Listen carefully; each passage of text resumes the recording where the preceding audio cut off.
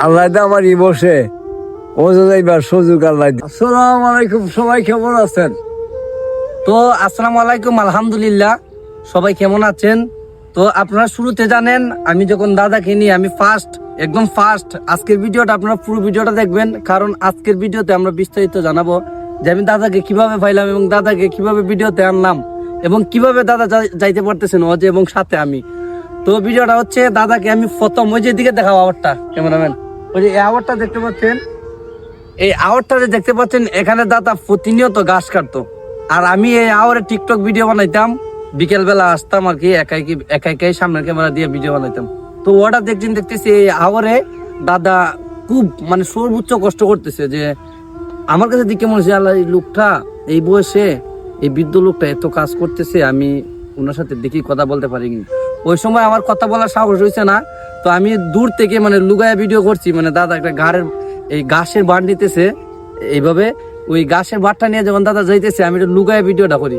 লুগায়া ভিডিওটা করার পর ভিডিওটা আমি আমার টিকটকে আপলোড করি। টিকটকে প্রথম 2-1 দিন ভাইরাল হয় নাই, পরে আরেকদিন আমি বিকেলবেলা আমি আওয়ারে দাঁড়াই থেকে যে বৃদ্ধ লোকটারে খুঁজতেছি যে দেখি আজকে নিয়ে কাজ করে। তো আরেকদিন পাইয়া মানে আরেকটা ভিডিও ছাড়ছি, সেই ভিডিওটা টিকটকে রাতারাতি প্রায় 3 মিলিয়ন ভিউ হয়েছিল। তো সেই ভিডিওটা থেকে দাদার সাথে আস্তে আস্তে টিকটক ভিডিও বানাতে আমরা ইউটিউবে কাজ করি, এরপরে ফেসবুকে কাজ করি এবং ফেসবুকে কাজ করার পর আমরা নিজেকে সফলই মনে করব, কারণ এই ভিডিও দেখে আমাদের সাথে কন্ট্যাক্ট করেছেন মিশাল ভাই, বিন মিশাল এজেন্সি। ওই এজেন্সির মাধ্যমে এখন দাদা এবং আমি জানুয়ারি 10 তারিখে যাচ্ছি উমরা হজ করতে। দাদাকে নিয়ে যে আমি শুরুতে ভিডিও করতাম সেটা কিন্তু দাদা জানে না। তো এই বিষয়ে আমরা দাদার কাছ থেকে একটু বিস্তারিত জানবো।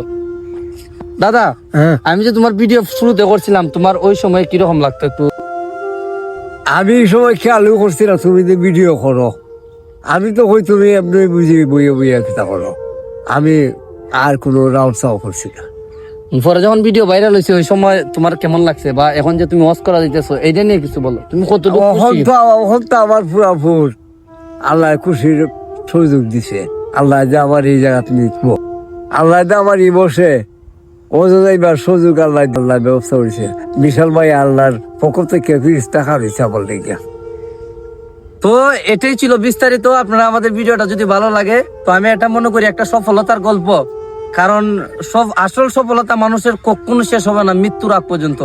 তো এটাই আমার ভিডিওর মাধ্যমে দাদা ওয়াচ করতে পারতেছে এবং আমিও দাদার সাথে যাইতে পারতেছি, সেটা আলহামদুলিল্লাহ, অসংখ্য ধন্যবাদ।